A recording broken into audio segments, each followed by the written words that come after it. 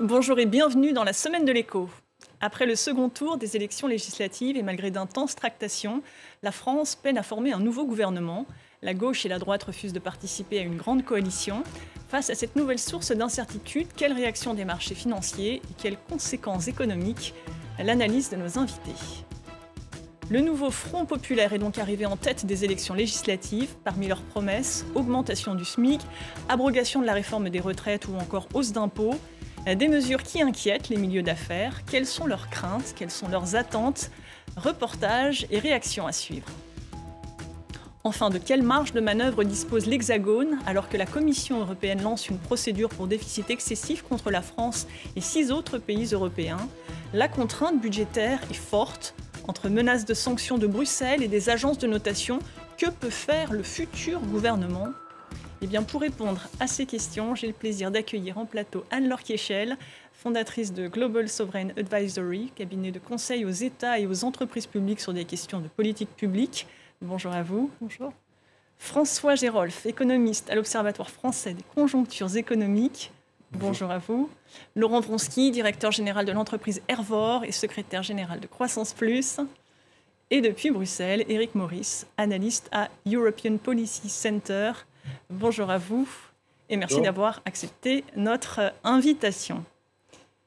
Les résultats des élections législatives n'ont pas dégagé de majorité absolue. Les tractations entre les différentes forces politiques se poursuivent sans qu'aucune perspective de coalition ne se dégage pour l'instant.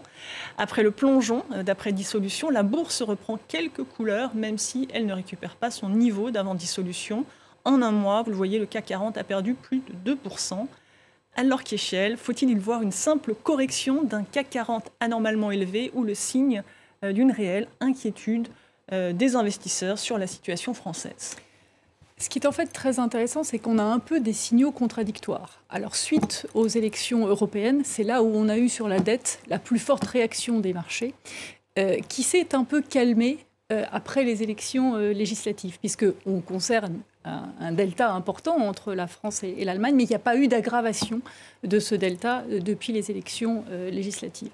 Donc c'est assez intéressant de voir ça, comme si le marché avait maintenant intégré cette situation. Je parle du marché de dette en particulier. Pour le marché actions, c'est probablement en effet une correction et plus un attentisme. Ce qui est par contre intéressant, c'est que dans des transactions privées, où il y avait certains investisseurs qui étaient en train de faire des opérations sur des actifs français, ces opérations se sont passées en comité de crédit, comme on dit, et se sont confirmées.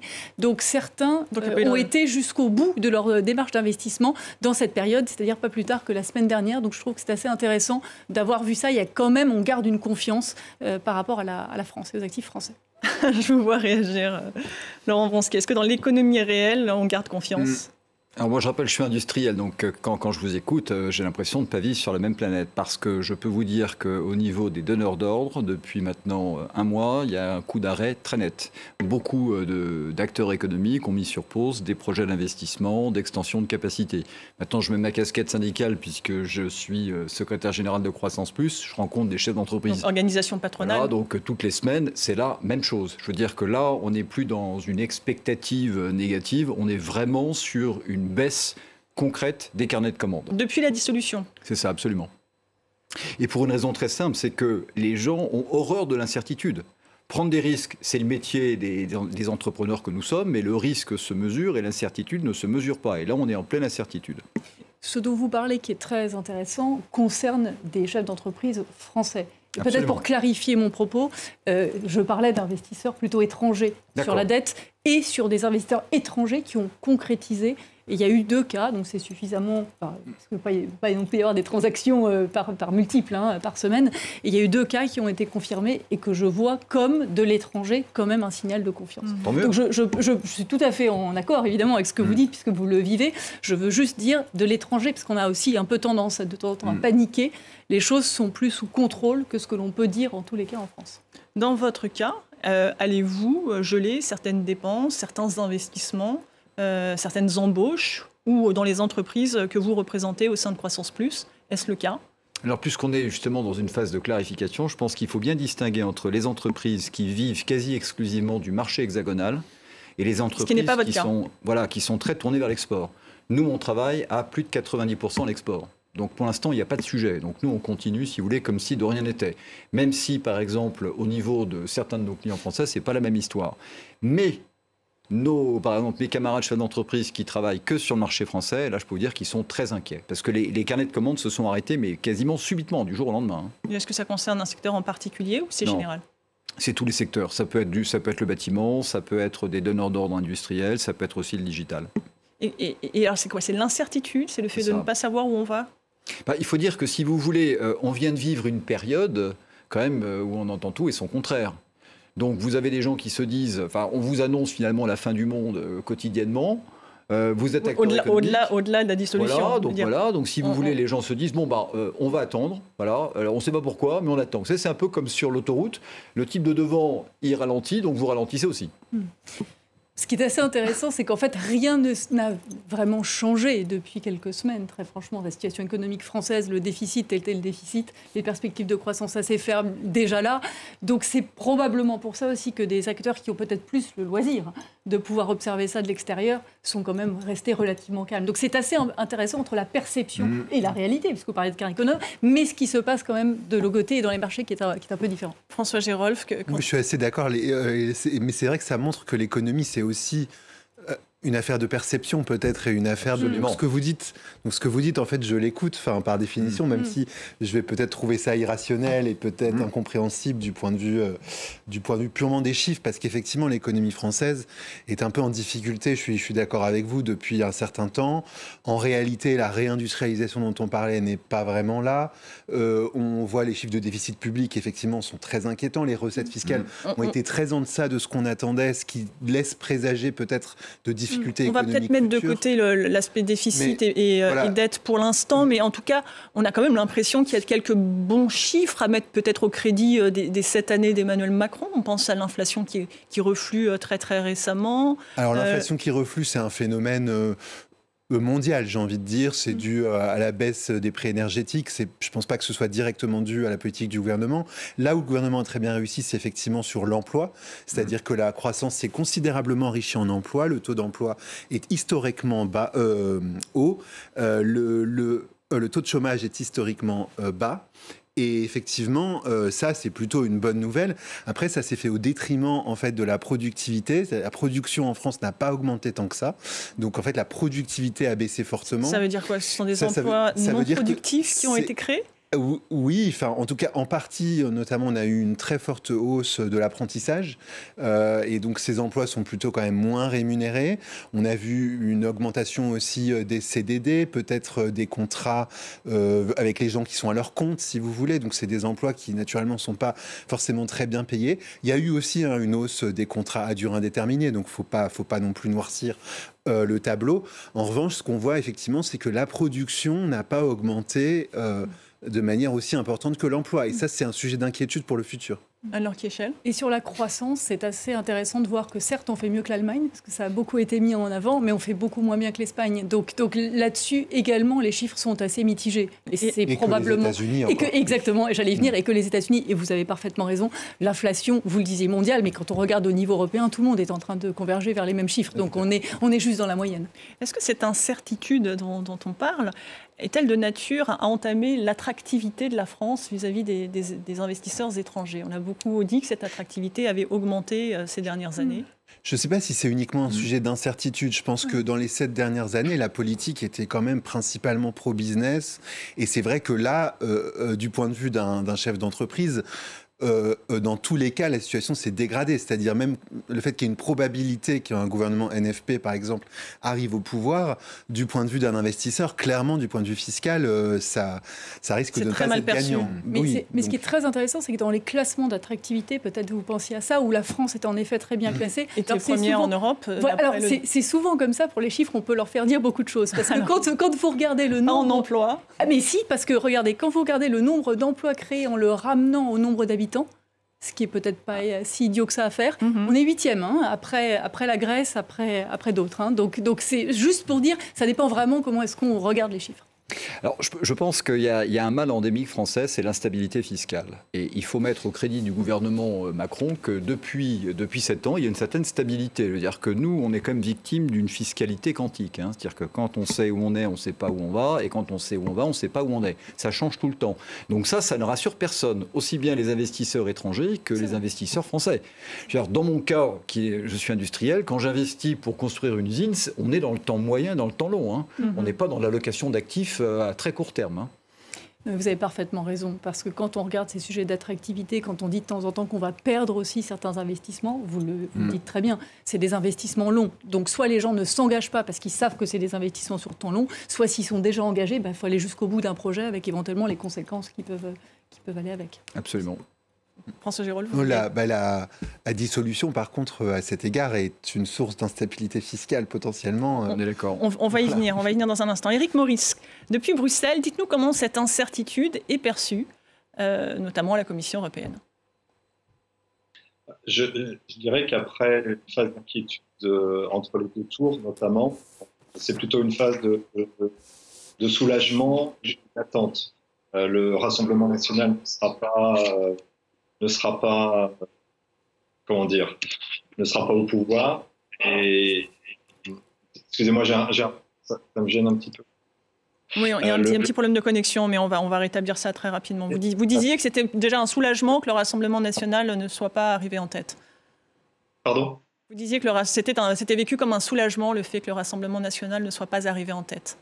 Voilà, il y a eu le soulagement. Maintenant, il y a l'attente de voir à quoi ressemblera le gouvernement, quel genre de coalition sera au pouvoir, et est-ce que le programme du Nouveau Front populaire sera appliqué dans son intégralité, comme le promettent certains ou le demandent certains des acteurs du Nouveau Front populaire, ou est-ce qu'il sera atténué par une coalition entre la gauche et le centre. Je dirais qu'à Bruxelles, on est assez habitué à des coalitions ou à la formation de coalitions à la fois longues et complexes, et éventuellement qui peuvent poser problème sur certaines politiques européennes. On parlera des politiques budgétaires tout à l'heure, mais juste un exemple, il y a 2 semaines, je crois, un nouveau gouvernement est arrivé aux Pays-Bas. On l'a attendu pendant 7 ou 8 mois. On attend de voir aussi quelles seront ses relations avec l'Union européenne. Donc je dirais qu'on est habitué à attendre que les situations nationales se décantent, et pour l'instant, il n'y a pas d'affolement.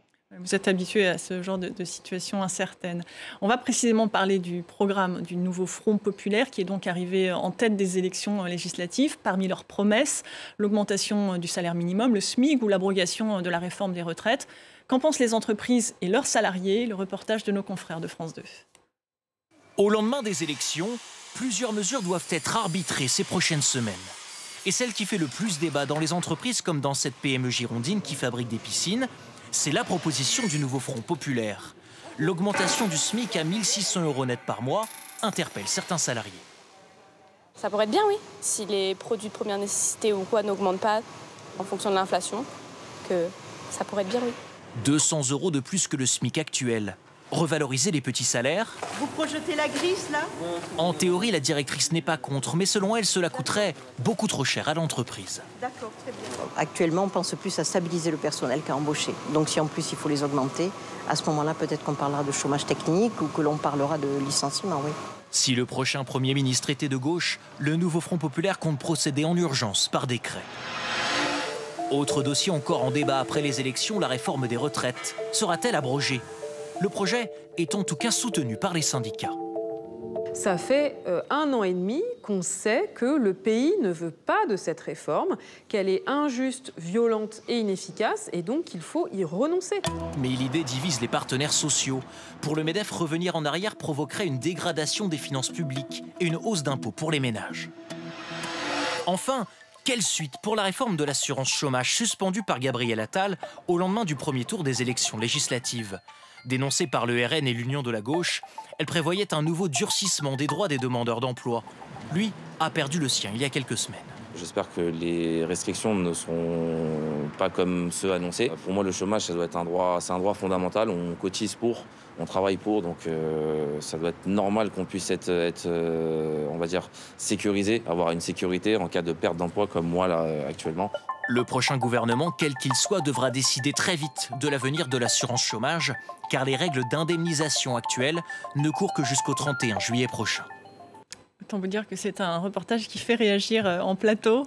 Laurent Wronski, le SMIC à 1 600 € net. Qu'en dit le patron que vous êtes ?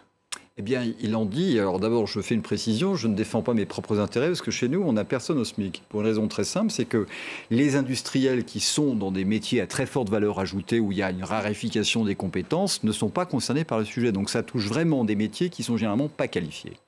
Moi, je pense que c'est la fausse bonne idée. Pourquoi ? Parce que si vous voulez, si on regarde objectivement, le SMIC en France... Là, je parle en économie, donc ça tombe bien, on a un économiste avec nous, il est assez élevé. En clair, depuis 20 ans, il est très élevé, il est à 60% du salaire médian. La moyenne de l'OCDE, c'est à peu près 50%. Alors, qu'est-ce que ça veut dire ? Ça veut dire que si vous voulez, vous avez en clair une sensibilité très très importante quand vous augmentez le SMIC par rapport à des chocs que vous pouvez infliger à l'économie réelle. Et toutes les études et les expériences le montrent. Quand vous augmentez le SMIC de manière trop violente, ça se confirme par de la destruction d'emplois. C'est ce que disait justement l'un des témoignages dans ce reportage. Donc, j'en termine juste rapidement. Je pense que si vous voulez, il y a d'autres moyens pour augmenter le pouvoir d'achat des gens. Et il faut aussi préciser que le SMIC a un coût pour l'État qui est énorme. C'est-à-dire que là, la mesure évaluée, c'est aux alentours de 20 milliards. Et je ne parle même pas des autres prestations qui sont indexées sur le SMIC. Donc non seulement on va avoir un coût énorme pour les finances publiques, mais un coût très important pour l'économie. Un exemple de choses intelligentes qu'on peut faire, on peut doubler la prime d'activité. Je veux dire, si vous la passez de 200 à 400, déjà, ça ne coûte pas 20 milliards. Peut-être expliquez-nous ce qu'est la prime d'activité et comment elle est financée. C'est une prime que l'on donne s'il y a des gens qui sont dans l'emploi et qui sont à un niveau relativement bas au niveau rémunération et qu'on leur donne pour justement augmenter leur pouvoir d'achat. Donc vous doublez cette prime. Déjà pour l'État, c'est 10 milliards et non pas 20. Et en plus, vous n'infligez pas de chocs très importants à l'économie. Et enfin, je pense qu'on cible beaucoup mieux la pauvreté qu'en augmentant le SMIC. François Girolle, j'aimerais votre réaction à ça. Est-ce que augmenter le SMIC, ça augmente forcément le coût du travail et ça peut entamer les emplois ? Alors ça augmente le coût du travail en partie, puisque comme vous l'avez rappelé, il y a des exonérations de charges au niveau du SMIC qui sont très importantes en France, beaucoup plus que dans d'autres pays. Donc la France a une spécificité, c'est qu'effectivement, comme vous l'avez rappelé, le niveau du SMIC effectivement est un des plus élevés. Je vais pas nier ça. C'est pas le plus élevé, on l'a vu dans le reportage. C'est pas le plus élevé, c'est derrière l'Allemagne, derrière les Pays-Bas. Mais le coût du travail, par contre, au niveau du SMIC, en fait, est un des plus bas, enfin en tout cas relativement. Et donc effectivement, il y a quand même un niveau de prise en charge des charges sociales au niveau du SMIC qui est sans commune mesure en France. Donc en fait, ça coûtera surtout très très cher aux finances publiques, comme vous l'avez rappelé. Après, moi je pense que le vrai risque potentiellement, c'est aussi le fait d'une compression de l'échelle des salaires. C'est-à-dire aujourd'hui, la plupart des salaires sont à la fois entre 1 et 1,5 SMIC. Donc si vous augmentez le SMIC de 15%, effectivement, vous allez vous retrouver avec une augmentation des salaires qui va être de moins en moins importante et des salaires de plus en plus comprimés. Ça, on peut penser que ça peut avoir des effets assez délétères sur la motivation des employés pour progresser dans leur carrière, etc. Moi, c'est plutôt ce genre de risque, je vous avoue, qui m'inquiète, parce que comme vous l'avez rappelé, dans le secteur industriel, qui est le secteur exposé, en général, il y a un petit peu moins, en tout cas, on trouve moins de salariés. C'est un secteur qui est plutôt bien rémunéré. Au SMIC, les gens qui sont au SMIC sont plutôt dans des secteurs non exposés, la restauration, etc. Et donc là, on va plutôt le voir, je pense, dans une augmentation des coûts de ces services-là, donc le coût des services à la personne, par exemple, le coût de la restauration, donc ça va faire de l'inflation dans ces secteurs. En partie, quand même, on peut s'attendre à ce que les entreprises en prennent une partie en charge, donc ça va sûrement baisser les marges des entreprises aussi. Il va y avoir des effets redistributifs, c'est aussi une question qui est assez politique. Je peux pas le cacher. Sur les autres promesses de campagne du nouveau Front populaire, on pense en termes de pouvoir d'achat, de retour sur la réforme des retraites, sur toutes ces promesses de campagne, peuvent-elles être tenues, sont-elles crédibles ? Alors, je pense qu'on va parler de finances publiques après. Je pense que ça pose surtout des problèmes en termes de finances publiques. Il y a beaucoup de choses. Il y a énormément de choses. On parle de 150 milliards de dépenses. Je pense qu'il va falloir choisir. Tout le monde est plus ou moins d'accord avec ça. Va y avoir un séquençage, dit déjà le nouveau Front populaire. Donc, tout ne va pas être fait tout de suite. Après, les questions de taxation sont sans précédent, sans commune mesure avec ce qu'on n'a jamais connu en réalité. Par exemple, un un héritage maximum à 12 millions d'euros, une taxe, une tranche supérieure à 90% sur l'impôt sur le revenu. Vraiment, c'est ça, 14 tranches d'impôts au lieu de 5, augmentation des impôts à partir des personnes qui gagnent plus de 4 000 euros. Donc une augmentation considérable de la progressivité du système fiscal qui n'a jamais été expérimentée en France et qui est assez révolutionnaire. Pour être honnête, ça risque de faire des mécontents et pas que chez les millionnaires. Non, on se rappelle que François Hollande, notamment, avait dû reculer sur une partie de son projet fiscal. Il y avait eu la révolte des pigeons, si je me rappelle bien. Oui, voilà, il y avait eu il y avait eu des discussions autour de la taxation à 75%. On parlait de 75%, pas de 90%. Donc tout ça, je pense, doit être examiné au cas par cas. Donc je pense qu'il y a vraiment des questions qui se posent du point de vue de ce programme fiscal et y compris à gauche en réalité. Moi, je voudrais réagir aussi en tant que chef d'entreprise et également, je n'ai pas de salariés qui sont au SMIC. Oui, je le précise. Non, il n'y a rien à penser. Vu votre activité, non, je voudrais vraiment réagir comme ça et comme conseil aux États. Pourquoi ? Parce que je crois qu'il est très important, finalement, quelle que soit la méthode, mais de reconnaître une paupérisation extrêmement forte et très franchement inacceptable. Parce que quand les gens, au bout du 10e jour par mois, ont les plus grandes difficultés pour s'en sortir, ce n'est pas acceptable. Et même si vous voulez jouer le jeu des agences de notation qui parlent de cohésion sociale, elles en parlent comme un critère, ce n'est pas bon. Donc il faut trouver les moyens. Et peut-être que l'augmentation du SMIC n'est pas la meilleure manière, je vous rejoins là-dessus. Mais il faut trouver un moyen de redistribuer les choses. On parlait, et je suis d'accord avec ce que vous avez dit, je voulais juste rappeler que certains pays avaient beaucoup plus augmenté le revenu minimum que nous, l'Espagne par exemple, avec des résultats qu'on peut analyser en détail. Donc il ne faut pas... En fait, le sujet souvent dans ces débats, c'est qu'on ne regarde pas de nouveau le fond, on regarde peut-être les chiffres de manière trop idéologique. Quand il y a des salaires qui n'ont pas augmenté pendant des années, c'est bon de le reconnaître. Évidemment, il ne faut pas que ça pousse des entreprises à devoir faire des choix cornéliens. Enfin, personne ne peut le souhaiter. Mais je voudrais qu'on essaye de les regarder de manière un peu moins politisée pour savoir aussi reconnaître qu'en France, on a un vrai sujet de répartition. En même temps, il faut reconnaître qu'en France, il y a eu un décrochage de l'ensemble des salaires, à l'exception du SMIC, en fait, paradoxalement, qui reste indexé sur l'inflation de l'indice des prix à la consommation.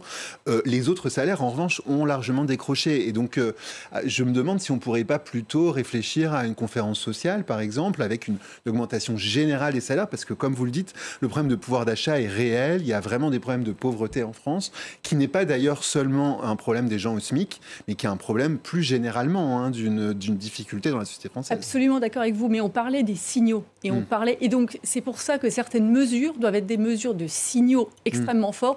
On a entendu, on a compris, on n'est pas sourd et aveugle, et on agit. Bien sûr. Alors en tout cas, la principale organisation patronale, le MEDEF, a aussi prévenu qu'une baisse des aides aux entreprises était une ligne rouge. Laurent Vronsky, est-ce que vous partagez cette position ? Écoutez, moi, je le dis publiquement depuis très très longtemps, c'est-à-dire plus de 10 ans, je suis contre les aides aux entreprises et je suis contre les aides en général. Pourquoi ? Mais oui, ça surprend beaucoup de gens. D'abord parce que vous créez un système extrêmement compliqué. La France, là-dessus, peut donner des cours à tout le monde. On a un système de 400 aides aux entreprises auxquelles la majorité ne comprennent rien. Ouais. Ensuite, comme c'est compliqué, vous créez une espèce de, si vous voulez, de chasseurs de primes qui se mettent entre les entreprises et l'État pour aider ceux qui sont les récipiendaires à y comprendre quelque chose. Et vous créez des distorsions de marché. Surtout, vous créez un comportement de dealer et de cocaïnomane. Donc moi, je suis pour des mesures simples. Alors, que tout le monde comprend, baisse des charges, baisse de l'IS, comme ça tout le monde est de l'impôt sur les sociétés. Et il a déjà été baissé en France. Oui, mais si vous voulez, on est toujours dans cette espèce de relation très particulière avec des... Alors ça crée du lobbying très spécifique. Non, je veux dire, je suis contre les aides. Éric Maurice, revenir en arrière, en tout cas ce choc fiscal d'abord du nouveau Front populaire et peut-être le fait de vouloir revenir en arrière sur la retraite à 64 ans, on imagine que ça va avoir un coût important. Comment est-ce perçu depuis Bruxelles ? Alors, à Bruxelles, l'actualité, c'est la procédure de déficit excessif qui a été entamée par la Commission européenne au mois de juin, qui sera discutée par les ministres des Finances la semaine prochaine. Et donc, on sent bien qu'une abolition ou un retour sur cette réforme des retraites aurait un impact budgétaire qui irait à l'encontre de ce que demande finalement la Commission européenne quant au respect des règles budgétaires. Donc on sent bien que dans le programme du Nouveau Front populaire, il y avait un refus des règles budgétaires. Ce retour sur la réforme des retraites serait un premier pas et un pas assez important dans un coup de canif peut-être dans la trajectoire budgétaire qu'attend la Commission européenne et les partenaires de la France. Donc oui, cela serait un sujet de tension, voire d'opposition, avec aussi, si on regarde le calendrier, la France doit présenter un programme, un plan de budgétaire et structurel d'ici la fin septembre.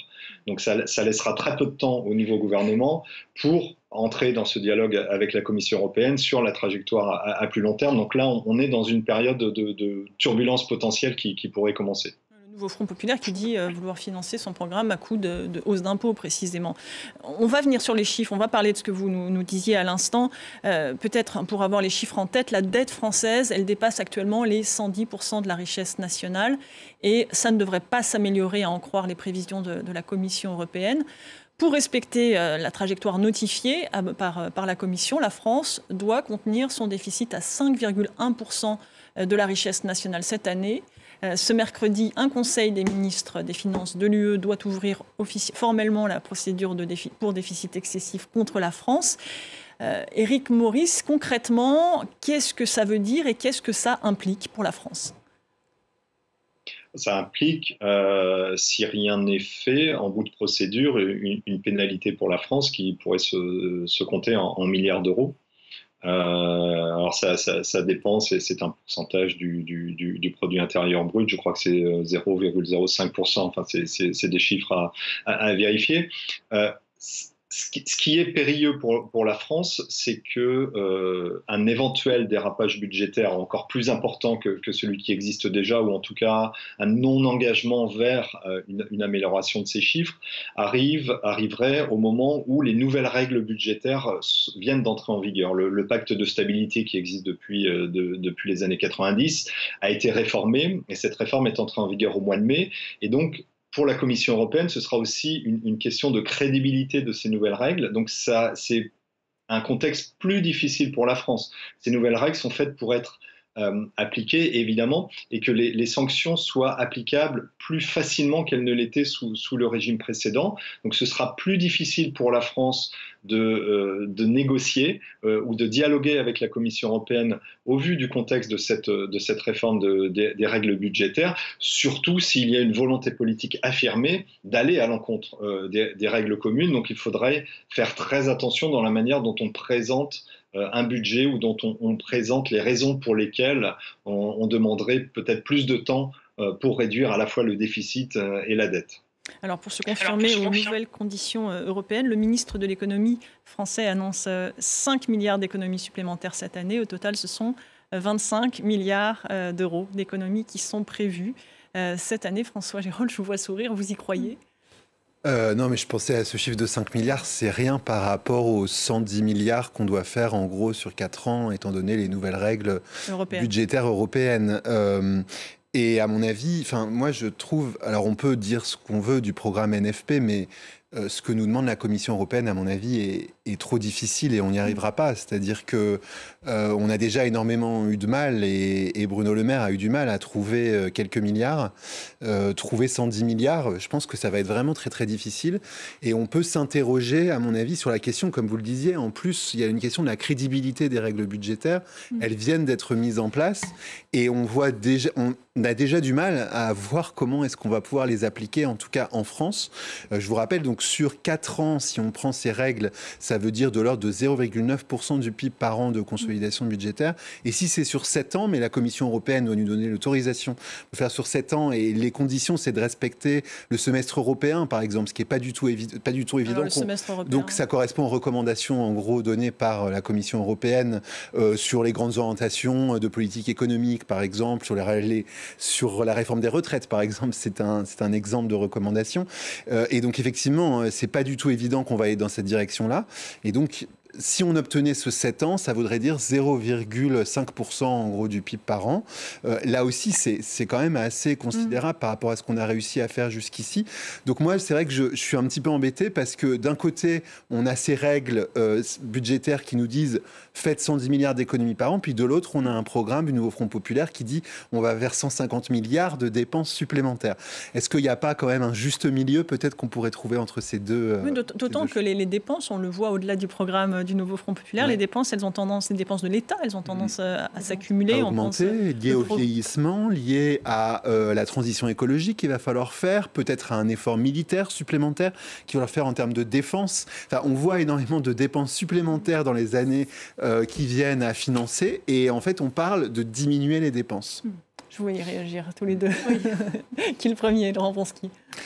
Oui, il y a quelque chose que je trouve très dérangeant. Et effectivement, c'est un sujet qui a été très peu abordé par le gouvernement sortant. C'est l'efficacité de la dépense publique. Donc, pendant tout le débat court, auquel nous avons assisté, personne n'a parlé de l'efficacité de la dépense publique dans un pays où 58% de la richesse nationale, en clair, part dans le public. On part du principe, un petit peu comme en mathématiques, que les hypothèses sont constantes, que tout cet argent public est bien dépensé. Et je pense, et monsieur l'a souligné, parce que 5 milliards, c'est epsilon, c'est-à-dire qu'il n'y a pas de programme sérieux qui dit on va examiner la dépense publique pour éviter de faire du gâchis et pouvoir prendre cet argent et le mettre là où on en a besoin. Ce que vous disiez, madame. Oui. Et ça, je pense que c'est essentiel. Et ça, la différence, c'est que ce n'est pas idéologique, c'est du pragmatisme. C'est d'ailleurs ce qu'on fait au niveau d'une entreprise. Oui, mais vous le savez, y compris des gouvernements de droite, on se souvient de Nicolas Sarkozy qui avait impulsé la révision générale des politiques publiques. On se souvient d'Édouard Philippe avec Action publique. Je m'en souviens très bien. Voilà, il y en a eu énormément. Et donc, on dit toujours... il y a des moyens de faire des économies dans la sphère publique et en fait, on a beaucoup de mal à les trouver. Et en pratique, ce qu'on observe, c'est qu'on arrive en revanche à couper dans les choses qui marchaient bien jusqu'ici en France, à l'hôpital public. On a de plus en plus de difficultés à donner un service de qualité dans l'enseignement. Les 4 piliers régaliens du gouvernement, la sécurité, l'hôpital... L'école. Mais c'est quand même les gros postes de dépenses, c'est-à-dire... Vous ne pensez pas qu'on peut faire mieux? On peut sûrement faire mieux, mais ce que je veux dire, c'est que jusqu'ici, on n'a pas réussi à le faire. Donc c'est vrai qu'on se demande... On n'a pas voulu le faire, on n'a pas réussi à le faire. Je pense que Nicolas Sarkozy avait une vraiment très forte volonté de faire ça. Et il y a eu beaucoup de gouvernements qui se sont succédés. Oui, le non-renouvellement des postes de fonctionnaires sous Nicolas Sarkozy. D'un fonctionnaire sur deux. Mais quelque part, là aussi, au fond, entre guillemets, on raisonne mal, si je peux me permettre. Parce que le sujet n'est pas 90% de dette, 100% de dette sur PIB, 110, 120, etc. Si vous avez besoin de vous en convaincre, regardez les États-Unis, regardez l'Angleterre, sous l'époque de la révolution industrielle, qui avait 250% de dette sur PIB. C'est pas du tout ce que je suis en train de dire qu'il faut faire. Je dis juste que quand il y a des dépenses... La France ne sont pas les États-Unis. Enfin, le Japon, oui. Enfin, non, on pourrait... En fait, il ne faut pas être autour de ce dogme. La seule chose qui importe, c'est de continuer à faire des dépenses d'investissement. Parce que les coupes que l'on peut faire mauvaises de temps en temps dans l'éducation, dans l'hôpital, sont des problèmes que l'on crée plus tard. Vous savez, j'ai eu l'honneur de pouvoir travailler auprès du Premier ministre grec. On a dû faire des coupes qui ont amené à avoir 2 scanners à Athènes. 2 scanners à Athènes, je ne dis pas dans un hôpital, qui ont amené à avoir un prof de maths qui faisait 3 lycées. C'est ça concrètement ce que ça veut dire. Donc évidemment, il ne faut jamais se retrouver dans cette situation-là parce qu'on fait des mauvais choix. Ce qui ne veut pas dire qu'il ne faut pas regarder, parce que je suis d'accord avec vous, qu'il ne faut pas regarder de manière beaucoup plus fine les choses. Mais là aussi, si je peux me permettre, on raisonne mal. Si on dit ce que vous dites, quels sont les piliers régaliens ? Et à ce moment-là, on met l'effort sur les piliers régaliens. Et donc, c'est ça, probablement, qui permettrait de regarder les choses de manière plus précise. Alors, Kiechel, tout à l'heure, vous nous disiez qu'il n'y avait pas de panique sur les marchés financiers. Le mois dernier, l'agence Standard & Poor's a abaissé la note souveraine de la France. Avant les élections. Avant les élections. Ce n'est pas la première fois, ni peut-être la dernière. Faut-il s'en inquiéter? Est-ce que cela peut compromettre les chances de la France de pouvoir lever de l'argent sur les marchés, de pouvoir emprunter? Alors, une dégradation n'est jamais une bonne nouvelle, mais on était dans la catégorie AAA et on est maintenant dans la catégorie AA. La réalité, c'est qu'entre AAA et AA, il y a finalement assez peu de différence. Ce qui est par contre, et ce qui serait très embêtant, c'est de passer dans la catégorie qu'on appelle simple A.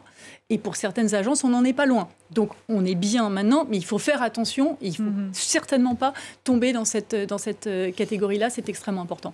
La France a le luxe de pouvoir rouler sa dette, comme on dit, c'est-à-dire continuer à emprunter à des taux favorables, même si je souhaite rappeler qu'on emprunte maintenant à 10 ans à peu près au même taux que l'Espagne. Parce qu'on a toujours ce tropisme français. En tout cas, ça veut juste dire que par rapport à l'Allemagne, on s'est plus écarté, on se rapproche de l'Espagne. Alors ça veut aussi dire que l'Espagne fait bien. Faut pas forcément le voir comme ça, mais ça veut dire on a accès au marché, c'est bon, mais attention parce qu'on pourrait changer de paradigme si on changeait de catégorie de rating. Et quand tu parles du spread, de l'écart de taux entre l'Allemagne et la France, il faut rappeler que les investisseurs voudraient qu'il y ait plus de dette allemande disponible, et en partie, la dette allemande est très peu chère. Pour des raisons techniques. Pour des raisons techniques. Absolument, voilà. absolument. Le scénario d'une France attaquée par les marchés, vous y croyez? Est-ce qu'il faut craindre une crise de la dette française? Non, je ne le crois pas, parce que quand on regarde vraiment objectivement qui détient la dette française, ce sont des fonds qui sont liés, qui suivent les indices et qui vont continuer à suivre la France. Encore une fois, si on passe en catégorie simple A, on est dans un autre paradigme, et c'est ça justement qu'il faut absolument éviter. En tous les cas, quand on prend des décisions, il faut en tenir compte comme un changement très important de données. François Girolf, la dette française est-elle toujours un bon placement, et comment l'expliquer? Oui, je suis d'accord avec le fait qu'intrinsèquement, il n'y a pas de problème de soutenabilité pour moi de la dette française. On peut citer l'exemple américain, qui font de l'ordre de 6 à 7% du PIB de déficit par an et qui n'ont pas prévu d'arrêter dans les 10 prochaines années. Au contraire, ils vont renforcer leur déficit. Donc c'est vrai qu'on a tendance à se dire on est le plus mauvais élève de la classe en zone euro, ce qui n'est pas totalement faux, mais en même temps, c'est parce que la zone euro aussi, à mon avis, vit en dessous de ses moyens. L'Allemagne emprunte très très peu, les pays du Nord, de manière générale, empruntent très très peu, donc c'est assez inaudible dans le débat européen, je pense, de dire ça, mais en réalité, la normalité aujourd'hui dans les pays avancés, c'est plutôt l'Allemagne que la France, en tout cas quand on compare par rapport aux États-Unis, par rapport au Japon, mais aussi en moyenne par rapport aux pays avancés. Le cas des États-Unis est très intéressant parce qu'on voit bien qu'il y a des sous-investissements et qu'il y a des sous-investissements en infrastructure de façon chronique. C'est pour ça qu'il y a eu le plan Biden. Donc là aussi, attention, les économies d'un jour sont les problèmes du lendemain. Tout à fait. Alors moi, je m'inscris complètement en faux par rapport à ce que dit Madame, parce que c'est pas parce qu'on fait les économies que, si vous voulez, on va s'éclairer à la bougie. Ça, c'est le mythe, si vous voulez, ou en clair, si on coupe l'argent public, du coup, ça y est, il n'y a plus de police, il n'y a plus d'école. Par contre, ce que je crois, c'est qu'il n'est pas interdit de réfléchir à l'efficacité de la commande publique, de la dette publique. Je rappelle que le niveau de dette en France est de 3 100 milliards. Et si, en clair, emprunter, ce n'est pas un crime de lèse-majesté, la question, c'est qu'est-ce qu'on fait avec cet argent? Si c'est pour payer les fins de mois, eh bien, je pense qu'on est très à risque. Si c'est pour investir, et Dieu sait qu'en ce moment, on a quand même des challenges qui sont importants, réchauffement climatique, éducation, on doit se décarboner, les entreprises et le pays ne le fera pas tout seul. Le problème, c'est qu'on a déjà un niveau de dette très élevé, et si on continue à emprunter juste pour faire les fins de mois, on passe à côté de ça. Ça, c'est le risque. Mais vous avez parfaitement raison sur les investissements. Par contre, je peux me permettre de ne pas vous laisser dire que quand on demande, et c'est ce qui a été... J'ai pris le cas de la Grèce, parce que c'est un cas proche de nous et concret, quand vous avez absolument plus rien et qu'il faut le répartir entre les choses, vous en arrivez réellement à devoir faire ces choix. Donc, c'est pour vous dire... C'est pour ça qu'il ne faut pas y arriver. Mais c'est pour vous dire, il faut, quand on dit on s'éclaire à la bougie, attention, parce qu'on peut vraiment se retrouver dans une situation, c'est ce type de choix. Donc c'est pour ça qu'il ne faut pas qu'on y arrive. Mais c'est aussi pour ça qu'il faut qu'en conscience, on sache faire les choix qui s'imposent sur des secteurs. Mais ne nions pas le fait qu'il ne faut pas en arriver là. Je dis qu'il faut le dépenser intelligemment. Entièrement d'accord. Il y a des indicateurs sur la qualité des services publics qui inquiètent en ce moment. Par exemple, le taux de mortalité infantile est en train de remonter en France. C'est quand même assez incroyable, comme aux États-Unis. Le temps d'attente aux urgences, enfin, je veux dire, tout ce genre de choses. Exactement. Les scores dans l'éducation, les scores PISA, par exemple, se dégradent. Donc, on est en droit de s'interroger, est-ce qu'on n'est pas en train déjà de dégrader les services publics? Absolument. Et en fait, on l'est déjà. Il nous reste 1 minute, j'aimerais quand même une réaction d'Éric Maurice depuis Bruxelles. La France est-elle, ou l'Allemagne, le plus mauvais élève de la zone euro? Ça dépend à quels critères on se réfère. L'un de vos intervenants parlait du manque d'investissement. Ça, on sait clairement que c'est un problème en Allemagne. Simplement, je voulais rappeler que les recommandations de la Commission ne sont pas que que dans une dimension comptable, il y a aussi la dimension justement du ciblage de la dépense publique et la Commission pointe le fait qu'il n'y a pas assez d'investissement dans la recherche et le développement, dans l'éducation, dans les compétences et aussi le ciblage sur les aides à la pauvreté par exemple ou des aides fiscales notamment aux entreprises. Donc il y a aussi c'est pas simplement dépenser plus ou dépenser moins, c'est aussi mieux penser et faire des réformes qui permettraient de mieux utiliser l'argent public. Et c'est peut-être là que peut se trouver une marge de manœuvre pour obtenir peut-être des délais ou en tout cas peut-être un peu de flexibilité dans l'application de ces règles budgétaires européennes. Dépenser mieux, donc je pense que tout le monde est d'accord sur le plateau sur cette mesure. En tout cas, merci beaucoup, à tous les quatre pour ce débat animé. Merci à vous de nous avoir suivis. L'information continue sur France 24.